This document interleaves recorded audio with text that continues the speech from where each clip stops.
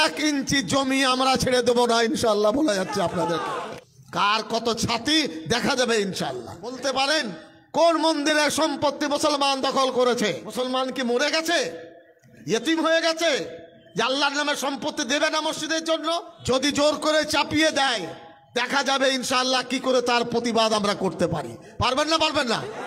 মনে রাখবেন, সোজা আঙুলে ঘি না উঠলে যদি ওয়াকাফ সম্পত্তি দখল করো তখন বেঁকা আঙুল কি করে করতে আমরা ইনশাআল্লাহ দেখাবো বলে যাবো।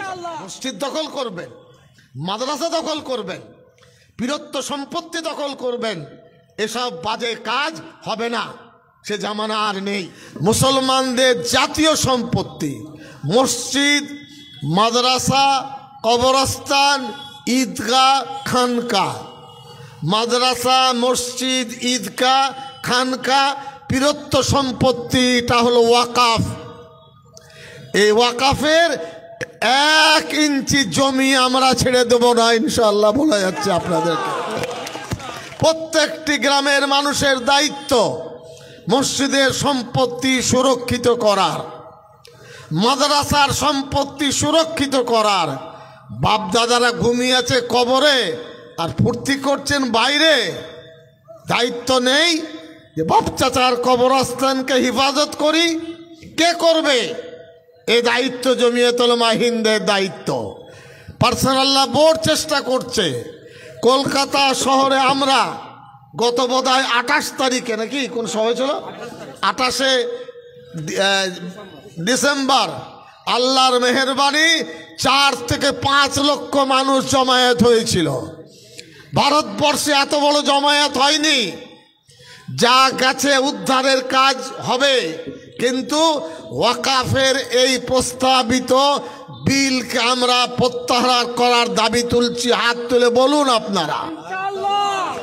যদি জোর করে চাপিয়ে দেয় দেখা যাবে ইনশাআল্লাহ কি করে তার প্রতিবাদ আমরা করতে পারি। পারবেন না? পারবেন না? আমরা প্রতিবাদ করব শান্তিপূর্ণ দিকে।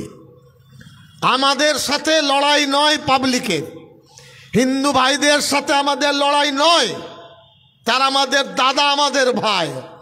পুলিশ বাহিনীর বিরুদ্ধে আমাদের লড়াই নয়, লড়াই হলো আমাদের নিজস্ব সম্পদকে কেড়ে নেবেন কেন? ওই আপনার অন্ধ্রপ্রদেশ, কেরল বহু হিন্দুদের দেবত্ব সম্পত্তি আছে, 9 লক্ষ একর। সেখানে ধরুন, সেখানে ধরার সুযোগ নেই।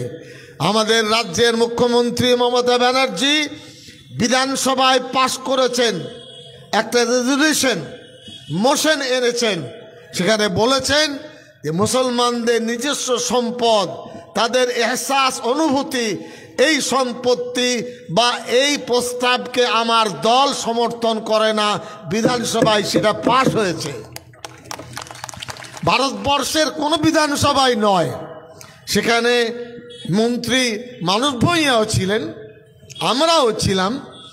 মনে রাখবেন, সোজা আঙুলে ঘি না উঠলে যদি ওয়াকাফ সম্পত্তি দখল করো তখন বেঁকা আঙুল কি করে করতে আমরা ইনশাআল্লাহ দেখাবো বলে যাচ্ছে। এটা আমাদের সম্পত্তি। মসজিদ দখল করবেন, মাদ্রাসা দখল করবেন, বীরত্ব সম্পত্তি দখল করবেন, এসব বাজে কাজ হবে না, সে জামানা আর নেই। কার কত ছাতি দেখা যাবে ইনশাআল্লাহ। বলতে পারেন কোন মন্দিরের সম্পত্তি মুসলমান দখল করেছে? আমরা 40 বছর কলকাতায় কাজ করছি, একটা রেফারেন্স দেন। 1 ইঞ্চি সম্পত্তি মন্দিরের দখল করেছে মুসলমান। সিদ্দিকুল্লাহ চৌধুরী এই সবকে প্রমাণ চাইছে, পারবেন না দিতে।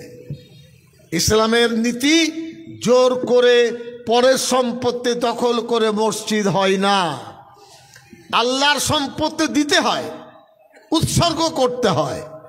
জোর করে মন্দিরের সম্পত্তি মসজিদ হবে কেন? মুসলমান কি মরে গেছে, ইয়েতিম হয়ে গেছে যে আল্লাহর নামে সম্পত্তি দেবে না মসজিদের জন্য? এটাকে হতে পারে? প্রত্যেক গ্রামে আছে, এটা অত্যন্ত স্পষ্ট। মার্চ মাসে যখন বাজেট সেশন হবে, বিজেপি বলছে কেন্দ্রের সরকার আমরা তখন বিলটি নাকি জোর করে আনবো, আর বিরোধীরা বলছে আনতে দেব না। আমরা ততদিন পর্যন্ত শান্তিপূর্ণভাবে অপেক্ষা করব।